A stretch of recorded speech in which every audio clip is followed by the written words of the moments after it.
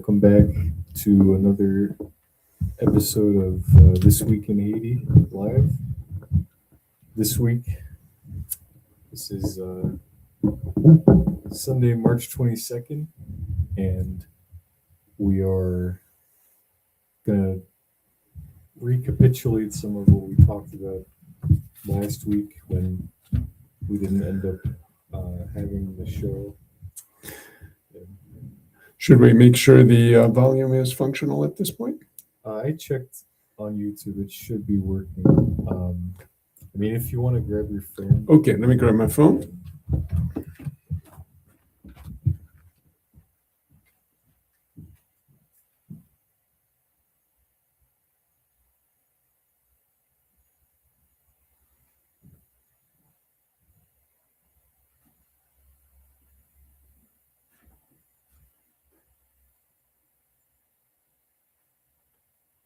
Yes. Description, HL. Maybe you can find it more rapidly than I can.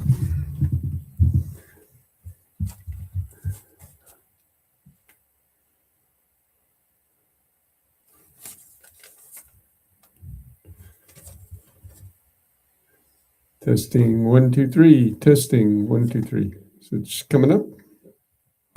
Okay.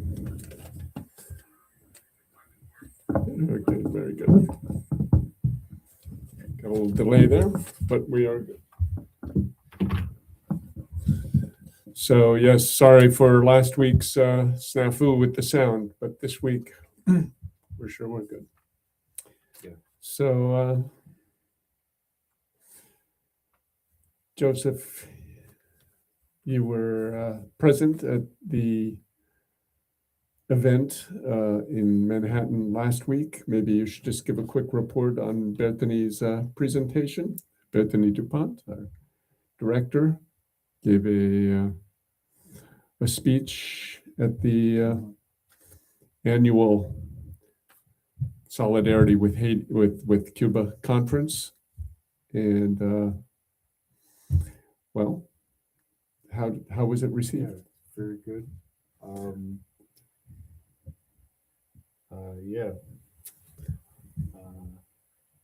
People can read more about it in this week's issue. There's an article which is the speech. There's one which is the speech and one which is a recap of all the speeches. Yeah.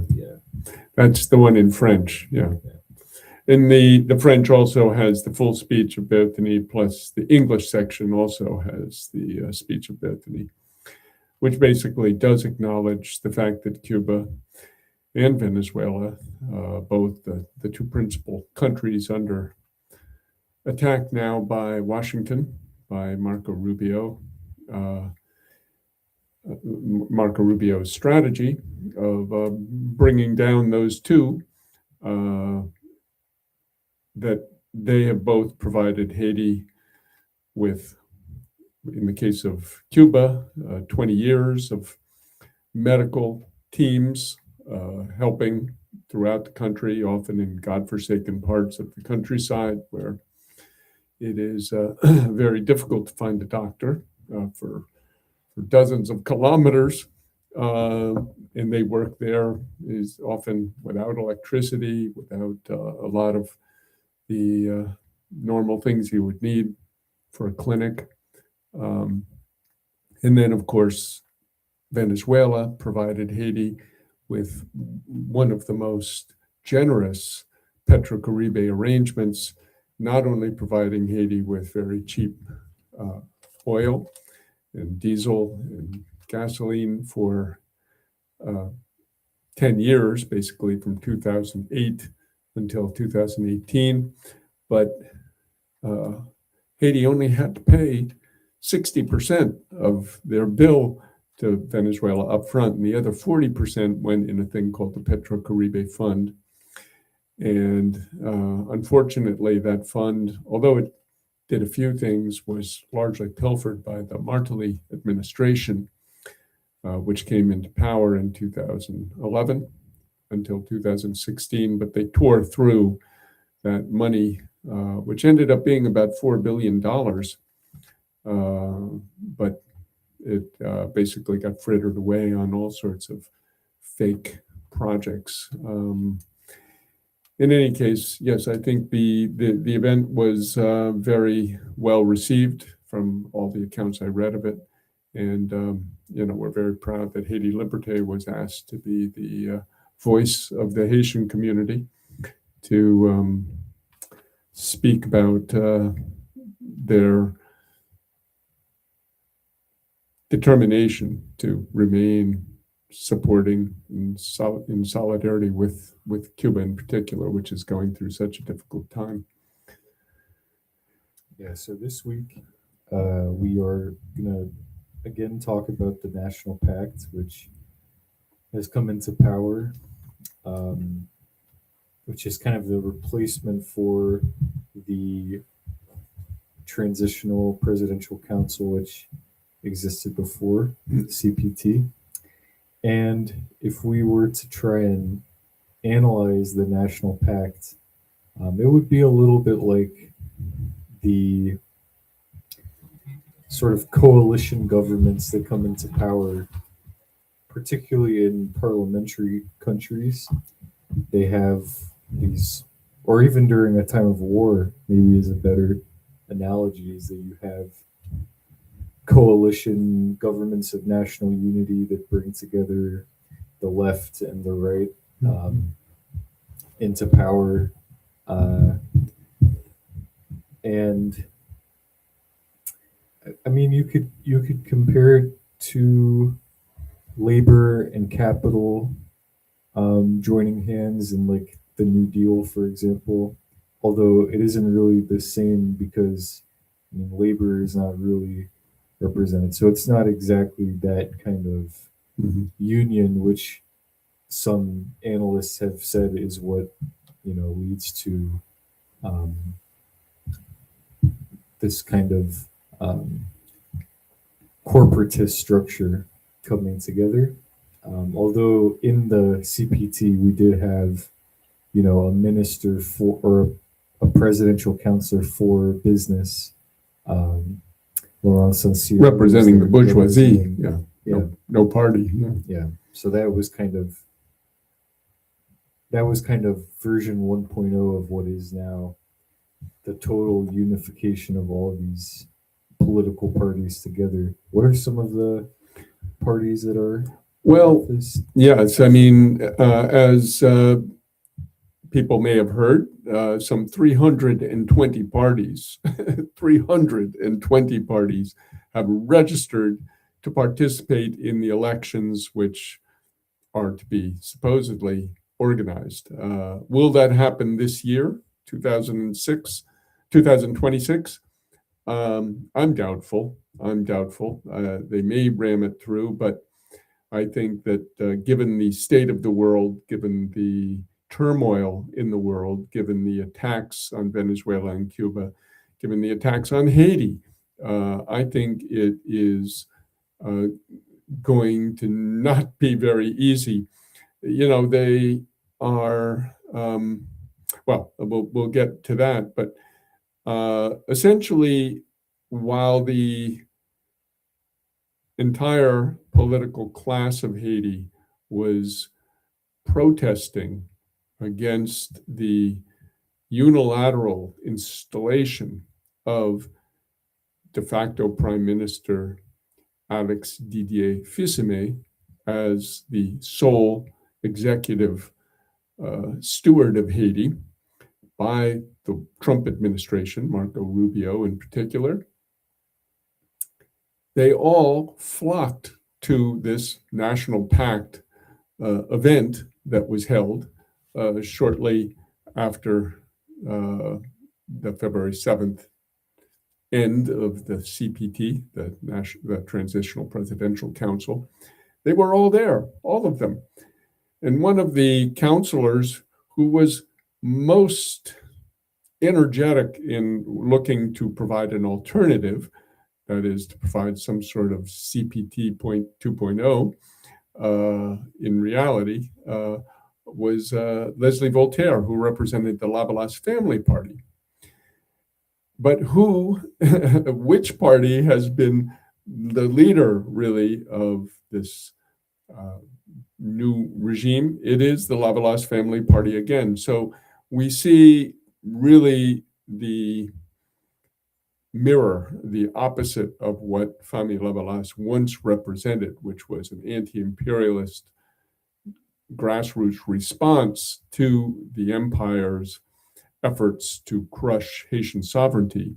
And today, instead, we see it as working hand in glove with the US and President Jean-Bertrand Aristide, former President Jean-Bertrand Aristide, who is the leader for life, that's in the bylaws of the Labalas family party, has met on at least one occasion, I've heard more, with Fils-Aimé, giving him advice, giving him guidance, giving him support. So this is the sad state where we are, that even the one party which used to have some actual grassroots base and some anti-imperialist program has become the tool of Washington, and not just the democratic soft power Washington, this new psychopathic, hard power, arbitrary, murderous power that is the Trump administration. So it's a very sad state of affairs, very sad ending to the Labalas family. And I don't know anybody who can proudly say they're a member of that organization anymore. We've been sounding the alarm at Haiti Liberté, which used to be considered the principal organ of the Labalas family party. But we've been sounding the alarm for at least 12 or 13 years when we began to speak to one of its dissidents, the former Senator Moïse Jean Charles, who ended up, in a way, going the way of Aristide and also becoming a complete opportunist, a flip-flopper, somebody who ended up not being real too. So essentially, that entire political class, which took part in the CPT, joined in the meeting for the International Pact. And the one outlier who a lot of people, particularly in the diaspora, were counting on or were hoping was going to stand up and say, I'm not going to be part of it, I'm for revolutionary change, was Guy Philippe, the former soldier turned cop turned so-called rebel leader of the early 2000s, who returned to Haiti in late 2004. He came with a very revolutionary message. He was even fairly, I could say, sympathetic or open, it seems, to the Vivre Ensemble, the Live Together coalition, even though he took a formally anti-gang position. But he, referred to Commander Jimmy Cherizier in somewhat friendly terms at that time. But he was proposing a revolutionary change, but peaceful, one that was going to be done by people taking the car keys of government officials or occupying their offices or doing some kind of, sit-in type takeover of the government, which of course is, most people would say, impossible, has never really been seen, has never happened. Revolutions are by their nature violent. It is, as Mao Zedong said, the act of violence of one class kicking out another, overcoming another. So he was on the outsides of this political group. He did not take part in the CPT, and denounced it. And I think people had thought that he would do so again. But now for the elections, that this new National Pact and Fils-Aimé are proposing, the FREN, his party, the FREN, which stands for the Front for Reconciliation or Entente Nationale, or Renewal and Entente of the National FREN, has said they will take part in the elections. However, in a kind of almost Aristidean sort of ambiguity, Guy Philippe has said that, well, FREN is a coalition and he's not really agreed with it, and so forth, which is malarkey. He is the leader of FREN, so FREN would not be able to participate in elections without his acquiescence. So that is the essence of the National Pact. It is one more nail in the coffin of Haiti's traditional bourgeois party political class, which leaves really the only outlier in terms of political parties or professed political parties as the Vivre Ensemble, the Live Together coalition of Jimmy Cherizier, which is, of course, disqualified or removed or not allowed into this club of groups who are going to take part in the U.S. overseen, controlled, financed election whenever it happens, if it ever happens. And on the other hand, this FREN is being denounced. For instance, Charles Sinsano, who was its representative in Port-au-Prince, often on the radios. He spent about a year in prison. He was recently released, has been denouncing it very much. So in any case, it is a bleak picture for the National Pact and for the Vivre Ensemble, which is at this point fairly, I could say, unheard from. They are still there, they are still functioning, but and that's the next part we'll really get to. There has been a tremendous assault on its neighborhoods, particularly Lower Delma, where Jimmy Cherizier lived, the downtown area of Rue Saint-Martin, Croix de Bossal, Village de Dieu. These areas have been hit hard. And as we talked about last week, unfortunately, in the audio less version we talked about the Human Rights Watch report, which came out 2 weeks ago. And it gave a figure of from March 1st, 2025 to January 21st, 2026, 1,243 people having been killed.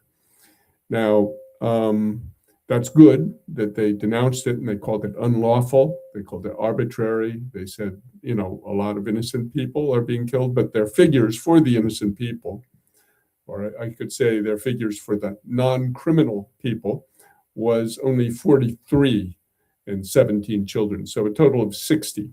So, which is absurd because we know just from looking at the photographs from our reports on the ground, our correspondents who have been keeping us abreast, that 9 out of 10 of the people killed are innocent civilians who are not involved with any armed groups other than living in the same neighborhoods as where they function from.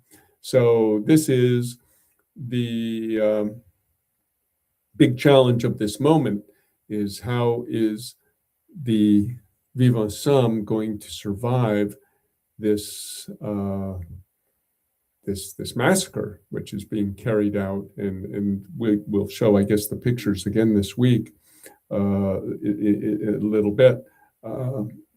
But one of the things, I don't jump in if you'd like, Joseph, if you have something to add, but one of the things I was speaking to Joseph before the podcast, I was listening to the Hezbollah, an analysis of the Hezbollah situation in Lebanon, where they provided a resistance in the south of Lebanon against Israel.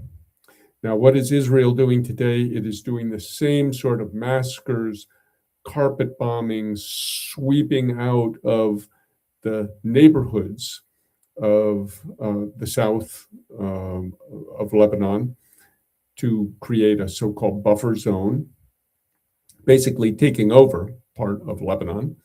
And this is the essence of what is called the strategic hamlet approach, which was pioneered in Haiti in 1916, 17, 18, 19, battling the Caco guerrilla resistance that was happening in Haiti.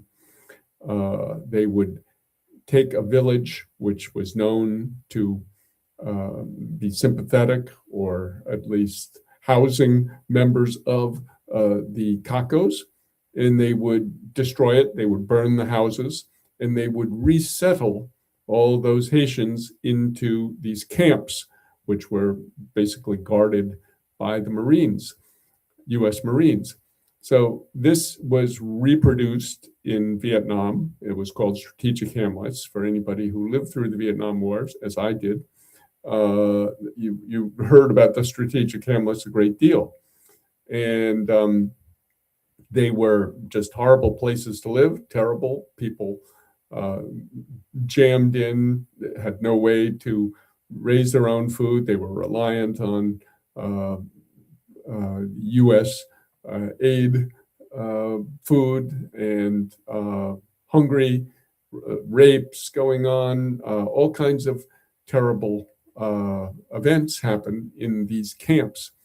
And it didn't stop the resistance. It didn't stop the resistance in Haiti.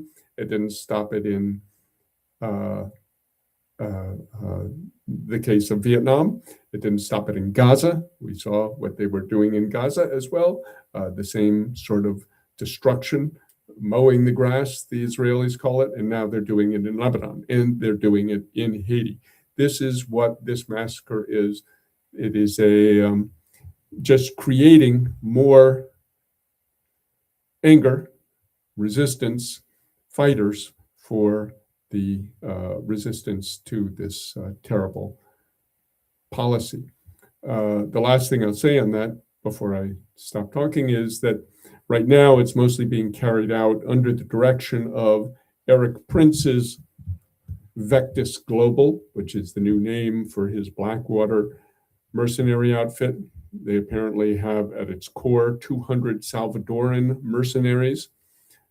It's interesting that Salvador is beginning to supplant Colombia as the mercenary exporter of Latin America. This Bukele is giving Salvador a bad name. When I was growing up, Salvador was the toast of the anti-imperialist movement here in the United States, with the FMLN, the Farabundo Martí Liberation Front, carrying out a very dogged battle, finally at the end unsuccessful in taking power, as happened in neighboring Nicaragua with the FSLN, but they fought hard, and but were vanquished, at least in the short term. And now we see Bukele, this monstrous president, who has the most infamous jail in, if not the hemisphere, the world, or I should say, if not the world, the hemisphere, where they are sending people from the United States, as many of our listeners may have heard. So in any case, all of this to say that the current massacres are being carried out basically under the direction of this Vectus Global, which has been called the task force. A lot of people didn't know what it was before. They just heard of task force, but now we know clearly what it is. But it is now going to be buttressed or supported by the gang suppression force, which was rammed through the Security Council last October. And the gang suppression force is now being retooled by the US.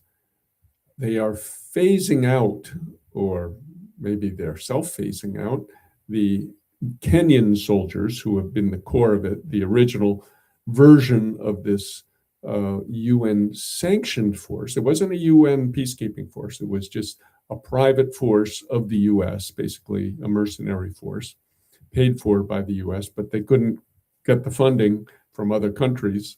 So even though the first multinational security support mission, MSS it was called, which was under Biden in 2004, they sent troops, but they never got the 2,500 troops that they wanted. They only had 1,100. 3 of the Kenyans were killed, mostly in fighting up in the Artibonite Valley. And even though their base was at the Port-au-Prince airport. But this MSS was basically ineffective. Marco Rubio, you can read about it in Haiti Liberté, said, we got to get more money. They had Guterres propose that the UN use part of its peacekeeping budget to provide logistical support for the mercenary force that the US wanted to put into Haiti. They renamed it the Gang Suppression Force, GSF. And so that is now supposed to, in the next 2 to 3 months, be rebuilt. It's looking to get 5,500 troops, 5,500. So really, it'll be 5 times the size of the other. Rubio claims that they have people clamoring to be part of it. I find that a little hard to believe, given their conduct in the world today, but it's possible. And the big news of this is that the troops that are going to be replacing the Kenyans as the principal force, because, you know, Bahamas has like 10 soldiers in it, Guatemala and El Salvador have, you know, a smattering, about 250. So the big majority of the troops are Africans or Kenyans. But Kenya, the Kenyan troops have been going home in the past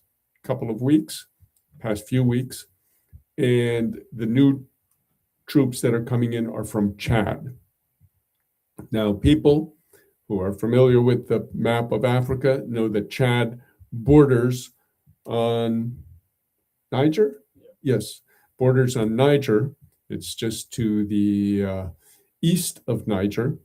And Chad is, therefore, one of the border states of the AES. And of course,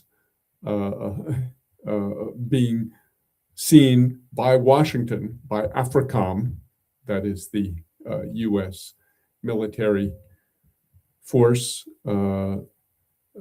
working to encircle, pressure, counter, contain the AES, as the article by Travis Ross in Haiti Liberté last week explained.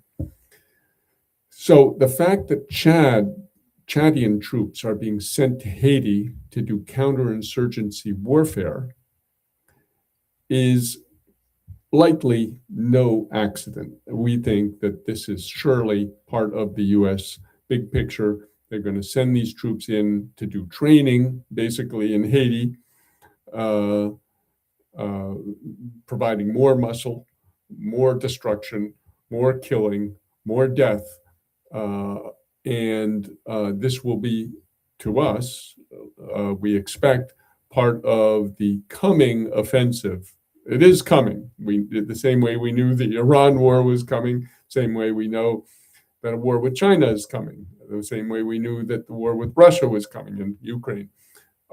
this empire is flailing out or lashing out in every direction to stop this rise of independence of powers. And so Chad now will be going to Haiti to try to crush the resistance there. And I got sidetracked. I'm getting very long-winded. I'm sorry to monopolize the mic here, but it was talking about Hezbollah. That's where I started this podcast I was listening to, and how they have been really the resistance in Lebanon. Most people know this, against Israel. It has not been the Lebanese army, as important as the Lebanese army is to Lebanese identity. But this army is basically ineffective, does nothing, and it's Hezbollah that fights the Israelis. And in the south, where they are embedded with the population in those villages that Israel is now flattening and wiping out, they are very popular and they are supported. But in other parts of Lebanon, and this is much like Haiti with the Vivre Ensemble, people who are not in those Vivre Ensemble neighborhoods would benefit from the security and the peace that Vivre Ensemble brings in their neighborhoods. They are opposed to the so-called gangs. They call them gangs, which immediately assumes they're criminal. And this is similar or almost identical, really, to what happens in Lebanon, where other parts of Lebanon are very opposed to Hezbollah. They see them as a problem. They see them as something which needs to be disbanded and removed. And so essentially they become de facto objective allies of Israel. And this is essentially the case with a lot of people, unfortunately, some on the left, so-called on the left, we call them fake left, who oppose the Vivre Ensemble resistance, the ghettos of Haiti, which are resisting. And this essentially makes those supposed anti-imperialists allies of Marco Rubio, of the empire, of Alix Didier Fils-Aimé, of the empire's battle against the Haitian people. So let me stop there and let you jump in and center it. Maybe, yeah, we can show the pictures of some of the horrible destruction that has been done in Port-au-Prince of late. Now, this is on a channel called Vérité Précision. Yeah, so you go to the Jimmy Cherizier one, he's got it in there and you can find the channel. I can't find it by looking for Vérité, it doesn't come up. Go to Jimmy, search Jimmy, go in there, because he gets it, and then go to the first one, next one up there, right? The view channel in the bottom of that. Vérité Précision is the channel. And we can go up, maybe you can go to the images just, and we can go. But these are, there's a place where you can get the images in there. We probably should have done this previously, but oh yeah, well, you've got it now on the sides. Here, for example, okay, there was one. No, you had it. Once you have it there, you can just use the, click on. Yeah. Okay, here are schoolgirls in their uniforms who have been killed by drones or death squads, I'm not sure which, in Port-au-Prince. These are the victims. You can hit the buttons there on the side. Here's another one. Here's a guy. He was, a mechanic, not, clearly just a worker who has been killed, as you can see. Maybe can we make it large, the screen? No, we can't make it bigger. Okay. That might be better. Maybe we can do it full screen. If you do F11, function 11. Yeah, no, yeah, you got to hold down the function key and hit 11, F11. Yeah. Yeah, there we go. Yeah, so here's a guy who, has been killed. I think he was a motorcycle driver. Yeah, we can go to the next one. Sorry, folks, that we are having to, yeah, there we got those little arrows. Yeah, here are two other school kids. You can see them in their uniforms, killed by drones. These are children who are being wiped out. Next. Here's another picture of those same two kids, young boys, in their blue shorts and white shirts. Vérité, précision, you can see on it. Here is another kid who has been wounded by a drone, crying. Another unfortunate fellow who has been killed. Next, here is a market woman who was killed. Next, here is a young girl, she was being taken to school by her father and mother. You can see behind her the father, who was also wounded, but they were all three of them on a motorcycle taking her to school, and it was attacked by a drone. And there she is, bleeding. Next. There's a market woman who was killed on downtown Grand Rue. Next. Here you can see let's go back to that one. Here you can see the terrible, killing of somebody. Again, it appears to be a motorcycle driver. This is often the ones they attack. Next. Here's another fellow just killed, clearly unarmed, just walking about the streets. Next. Here's another, body just in the street, killed. Next. Here is another body, another man just killed. Next. Here is a body just blown apart by a drone. You can see it flattened, maybe run over, dragged. Next.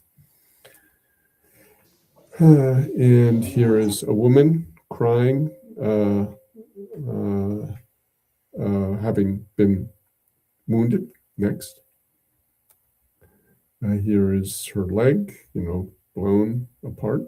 Next. Here is another man just killed,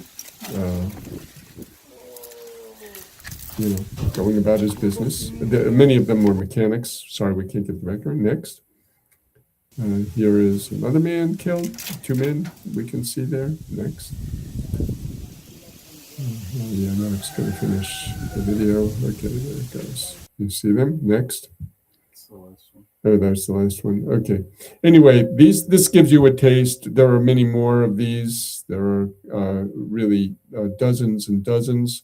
We have to really thank the channel. We don't know who it is. It's only a recently launched channel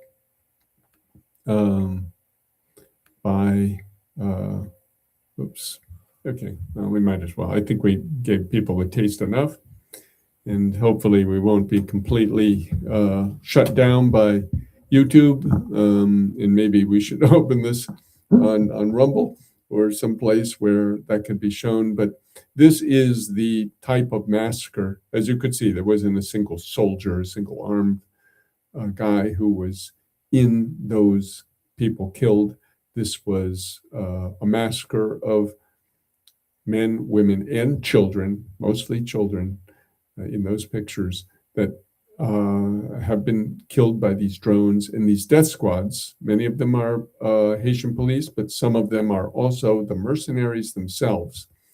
And the way that this operates, and you can read about this in Haiti Liberté, is the mercenaries arrive in an armored car. They go into a house. They have an interpreter there, a kind of a guide, and the guides, they question the people there. And if the guide says, these people are no good, they kill them. This happened in the case with a guy who was a DJ. He was home with his father, his little brother, his little sister. They were in their house. The mercenaries of Vectus Global showed up. They questioned him, and he said, listen, I'm just a DJ. Now, he was a DJ that did play for Vivant Somme events, but he was not a Vivant Somme soldier. He was just a DJ. And in the end, the guy gave him a thumbs down. The interpreter said, kill them. And they killed not just the DJ, but they killed his sister. They killed his brother, his little sister, his little brother, and his father. So again, you can read about this in Haiti Liberté last month. So this is what we're up against. And one last thing I'll say is this becomes, and this is the hallmark of Erik Prince, is these mercenaries are answerable to nobody. They're answerable to no code of conduct, not the Geneva Accords. They can do whatever the hell they want.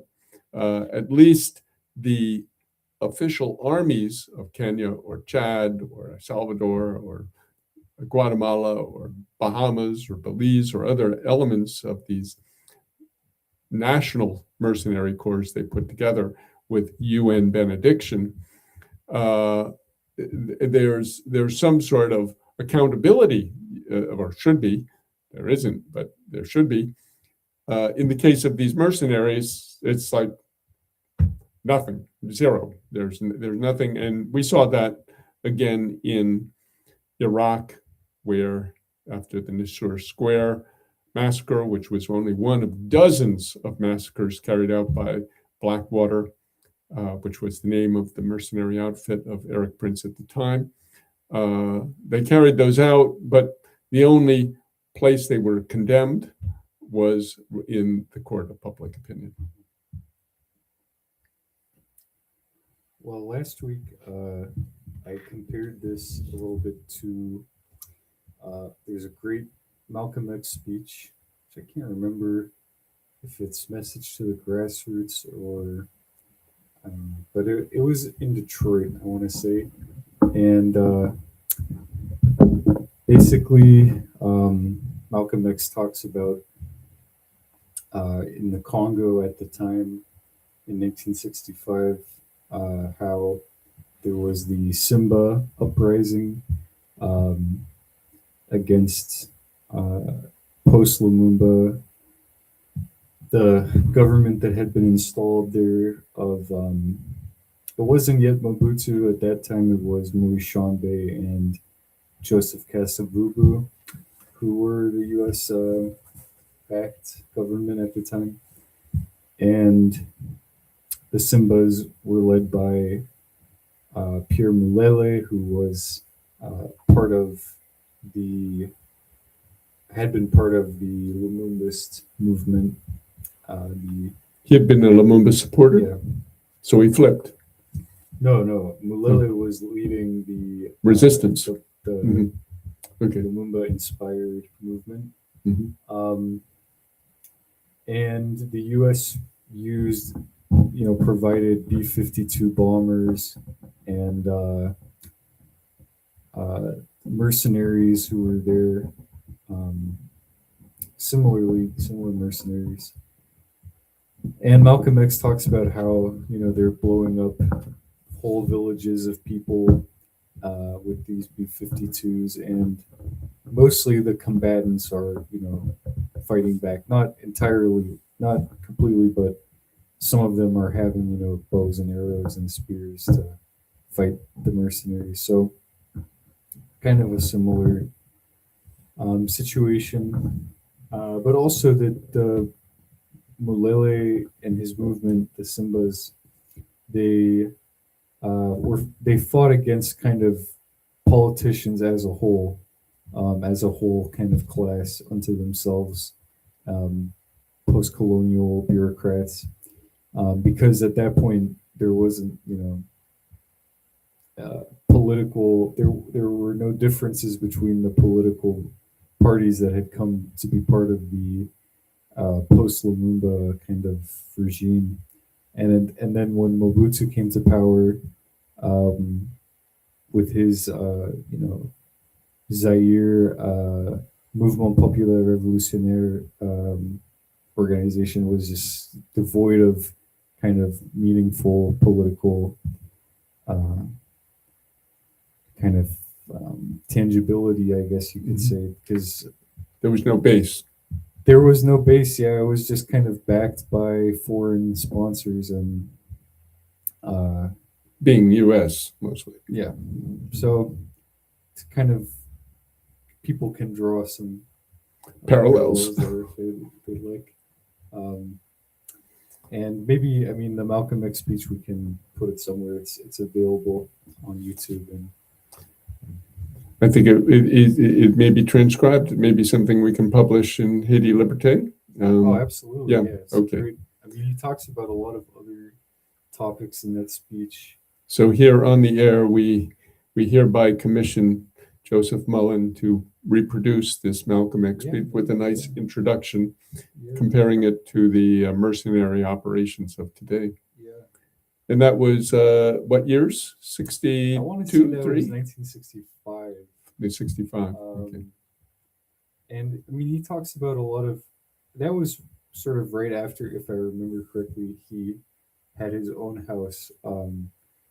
There was a bomb thrown through the window of his house, so he's kind of talking about these bombings going on, and in relation to his own kind of persecution at home. This was Malcolm X, the bombing of his house in New York at the time. Was it? Maybe. Yeah, I think so. Yeah. Yeah. Well, it's for sure that we're in a period of tremendous ferment, to say the least. And I think that this war in Haiti may end up also being a trampoline for war against Cuba and possibly even Venezuela and Colombia.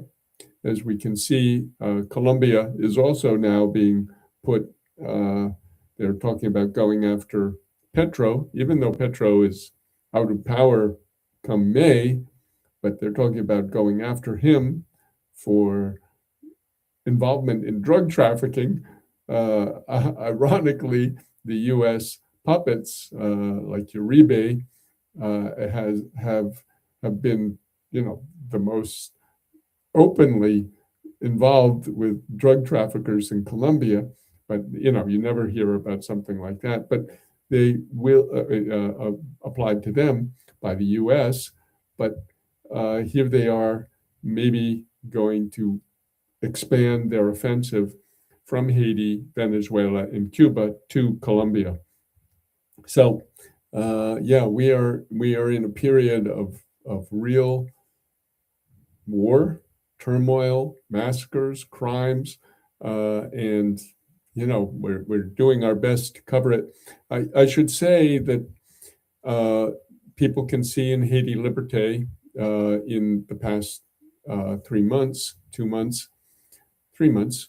We've had a number of articles on the massacres in English and some in French, detailing the victims and how they were carried out and when they were carried out. This has become more difficult because so many people have fled those areas. They are, it's a lot like what happened in Gaza in the beginning. You could see a lot of pictures of the destruction being done there, but as they killed the journalists, as they killed people who were recording this and were speaking out about it, or they fled the area, or fled out of the country, out of Gaza in one way or another, it became more and more difficult to see those images, to get those reports.